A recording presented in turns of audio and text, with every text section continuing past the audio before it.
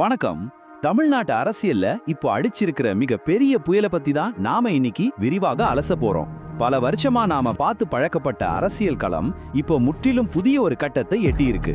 இதற்கான காரணம் என்ன, இதோட முடிவுகள் என்ன, இனி என்ன நடக்க போகுது அப்படிங்கறத ரொம்ப தெளிவா நாம புரிஞ்சுக்க போறோம். சரி, நேரா விஷயத்துக்கு வருவோம். முதல் முறையா தேர்தலில் நின்ன நடிகர் விஜயோட தவேவக கட்சி யாருமே எதிர்பார்க்காத வகையில 108 இடங்களை ஜெயிச்சு ஒட்டுமொத்த நாட்டையே திரும்பி பார்க்க வச்சிருக்கு. இது உண்மையிலே ஒரு பிரம்மாண்டமான சாதனை தான், இதுல எந்த சந்தேகமும் இல்லை.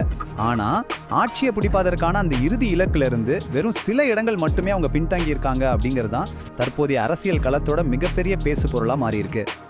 இதுல ரொம்ப சுவாரஸ்யமான தரவு என்ன தெரியுமா? அவங்க வாங்கின இந்த 35% வாக்கு வங்கி தான்.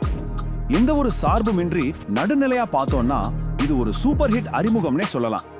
எம்ஜி ராமச்சந்திரன், ஜெயலலிதா மாதிரியான மாபெரும் அரசியல் ஆளுமைகள் தங்களோட முதல் தேர்தலில் சந்திச்ச அறிமுக வெற்றியை விட இந்த வெற்றி விகிதம் மிகப்பெரியது அப்படிங்கறத இந்த எண்கள் நமக்கு தெளிவா உணர்த்துது. இன்னைக்கு நாம பார்க்க போற முக்கிய விஷயங்கள்: 1. சூப்பர் ஸ்டாரின் அரசியல் வருகை. 2. தொங்கு சட்டமன்றத்தின் கணக்கீடு. 3.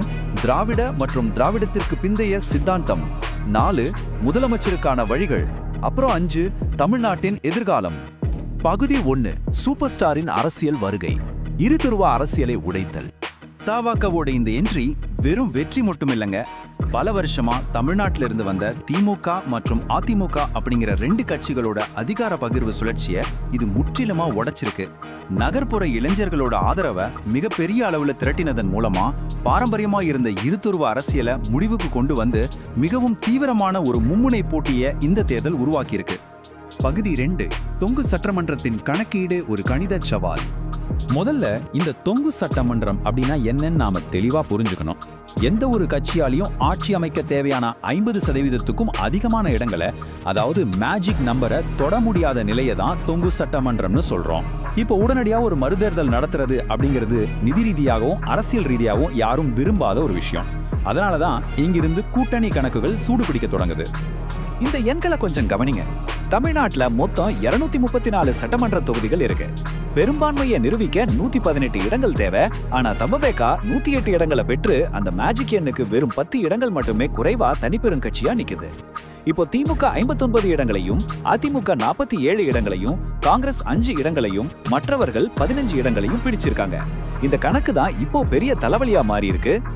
பகுதி 3. திராவிட மற்றும் திராவிடத்திற்கு பிந்தைய சித்தாந்தம், சித்தாந்த மாற்றம். இப்போ அந்த 10 சீட் இடைவெளியை கூட்டணிகள் மூலமா எப்படி நிரப்ப போறாங்கன்னு யோசிக்கிறதுக்கு முன்னாடி சித்தாந்த ரீதியா இங்க என்ன நடந்திருக்குன்னு நம்ம புரிஞ்சுக்கணும். ஈவே ராமசாமி மற்றும் PR அம்பேத்கர் இவங்களோட கொள்கைகளை அடிப்படையா வச்ச பாரம்பரிய அரசியல் ஒரு புறம் இருக்கு. மறுபுறம் தாவேகா ஒரு புதிய திராவிடத்திற்கு பிந்தைய நிலைப்பாட்டை எடுக்கிறாங்க. அதாவது சமூக நீதி மற்றும் மக்கள் நலனை ஏத்துக்கிறாங்க.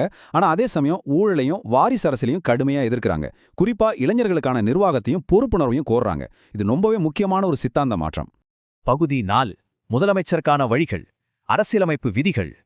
சரி, இப்போ அரசியலமைப்பு விதிகள் என்ன சொல்லுதுன்னு பார்ப்போம். 164வது பிரிவின்படி ஆளுநர் முதல்ல தனிப்பெரும் கட்சியின் தலைவரான விஜய ஆட்சி அமைக்க அழைப்பார். அவர் அந்த அழைப்பு முறைப்படி ஏற்கலாம் அல்லது மறுக்கலாம். ஒருவேளை அவரை ஏத்துக்கிட்டாருன்னா சட்டமன்றத்துல 118 சட்டமன்ற உறுப்பினர்களோட ஆதரவை அவர் நிரூபிச்சு காட்டணும்.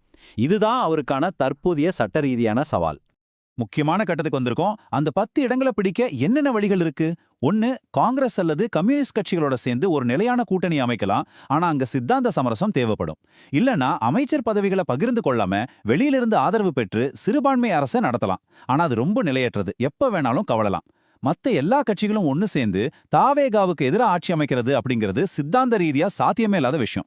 ஒருவேளை யாருமே பெரும்பான்மை நிரூபிக்கலன்னா குடியரசுத் தலைவர் ஆட்சி அமல்படுத்தப்பட்டு மீண்டும் தேர்தல் வரும். அதுதான் இருக்கிறதுலே ரொம்ப மோசமான சூழல்.